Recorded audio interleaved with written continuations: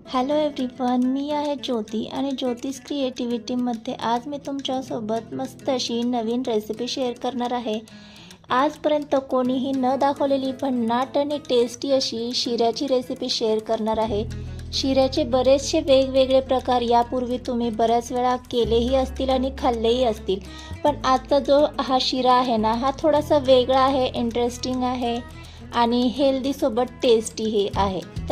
चला तर मग एवढं सगळं या शिऱ्याचं कौतुक सांगितलंच आहे, तर आता हा शिरा बनवायचा कसा, चला आपण रेसिपीकडे वळूया।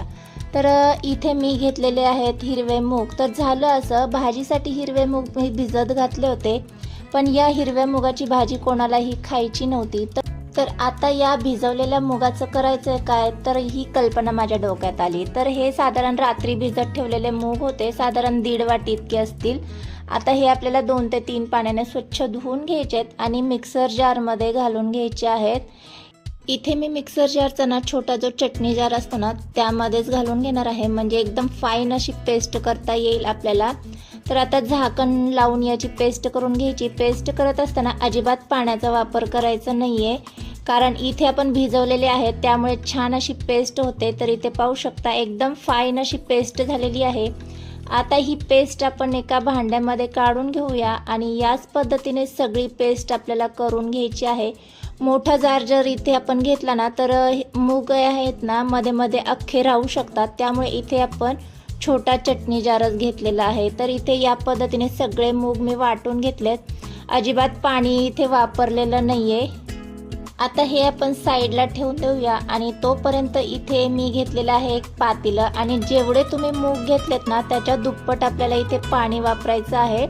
थोडंसं जास्त कमी चालून जाऊ शकतं। आता यामध्ये आपल्याला जेवढे मूग घेतलेत तेवढी साखर ॲड करून घ्यायची आहे, किंवा आवडीनुसार कमी जास्त करून घेऊ शकतात। मिक्स करून घ्यायची आणि हे पातेलं आपल्याला गॅसवर गरम करण्यासाठी ठेवायचे।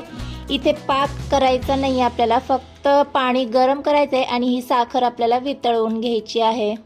एक साईडला आपण हे साखरेचं पाणी गरम करण्यासाठी ठेवून देऊया आणि दुसऱ्या साईडला मी काय केलं, एक कढई गरम करायला ठेवली आणि त्यामध्ये 1 वाटीला साधारण थोडंसं कमी इतकं तूप ॲड करून घेतलेलं आहे। आता हे तूप जसं गरम झालं की यामध्ये आपल्याला 2 चमचे बारीक रवा ॲड करून घ्यायचा आहे आणि 2 चमचे बेसन पीठ ॲड करून घ्यायचं आहे। तर इथे बेसन पीठ आपलं रेग्युलरचंच आहे, म्हणजे जे आपण भाजीसाठी वगैरे वापरतो ना, पिठल्यासाठी वगैरे, तेच आहे। आणि आता यामध्ये आपण जी तयार केलेली मुगाची पेस्ट आहे ना, ती ॲड करून घ्यायची आणि लगेच हे मिश्रण आपल्याला छान परतवून घ्यायचं आहे। हे परतत असताना गॅस आपल्याला मीडियम करायचा आहे।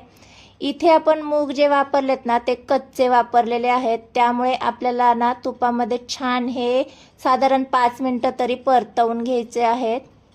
जेव्हा कधी आपण पिवळ्या मुगाच्या डाळीचा शिरा करतो ना, तर ती जास्त वेळ आपल्याला तुपामध्ये परतावी लागत नाही, कारण अगोदरच आपण काय करतो, ती भाजून घेतो आणि भाजल्यामुळे काय आहे ना, त्याचा जो वास असतो ना, उग्र वास, तो निघून जातो।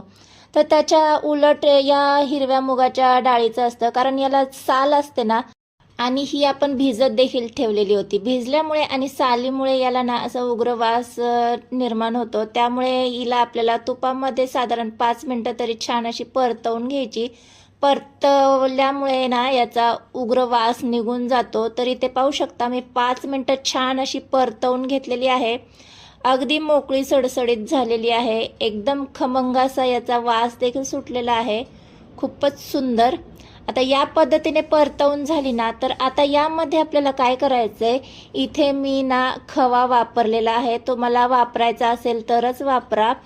हा खवा ना मी कुल्फी करण्यासाठी आणून ठेवलेला होता, पण कुल्फी करणं काही मला जमलं नाही, त्यामुळे हा खवा मी या मुगाच्या शिऱ्यामध्ये वापरणार आहे। तर साधारण अर्धी वाटी इतका खवा यामध्ये मी घालून घेतला, कुस्करून घालून घ्यायचा आहे। याने ना एकदम छान अशी रिच टेस्ट येते या शिऱ्याला। तुम्हाला वापरायचा असेल तरच वापरा, नाहीतर तसं काही गरज नाही आहे। फक्त आणखी थोडीशी छान टेस्ट हवी असेल ना, तर खव्याचा वापर करा। छान असा परतवून झाला। इथे एक साईडला आपलं पाणी देखील बऱ्यापैकी गरम झालेलं आहे। आता हा पाण्याचा गॅस आपण बंद करून घेऊया आणि हे पाणी जे आहे ते आपलं जे मिश्रण तयार झालं होतं त्यामध्ये ॲड करून घ्यायचं आहे। तर ॲड करत असताना ना थोडं थोडं ॲड करायचं आणि मिक्स करून घ्यायचं, ॲड करायचं आणि मिक्स करून घ्यायचं। एकदम जर घातलं ना तर गाठी मोडण्यात आपल्याला बराच वेळ जाईल, त्यामुळे थोडं थोडं यामध्ये ॲड करत जायचं आणि मिक्स करत असताना गॅस शेवटपर्यंत आपल्याला मीडियमच ठेवायचा आहे. तर इथे मी थोडं थोडं असं करून ना सगळं पाणी यामध्ये मी ॲड करून घेतलं आहे आणि आपल्याला हे मिश्रण आता 2 ते 3 मिनटं छान असं परतवून घ्यायचं आहे. थोड्याच वेळात ना हे मिश्रण असं थिक व्हायला लागतं. या पद्धतीने थिक व्हायला लागलं ना की यामध्ये आपल्याला वेलची पावडर ॲड करून घ्यायची आहे. इथे तुम्हाला ड्राय नट्स आवडत असतील ना तर तेही तुम्ही यामध्ये ॲड करून घेऊ शकता, आवडीनुसार ॲड करून घ्यायची आहे.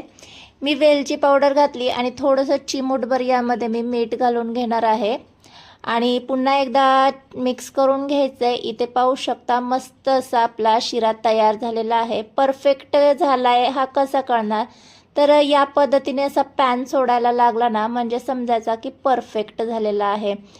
तुम्ही जर माझा याआधीचा पिवळ्या मुगाच्या डाळीचा शिरा पाहिला असेल ना तर त्या शिऱ्यामध्ये मी ना खव्याचा वापर केलेला नाही आहे, तरी देखील तो सुद्धा शिरा खूपच टेस्टी होता. तितकाच हा देखील आहे.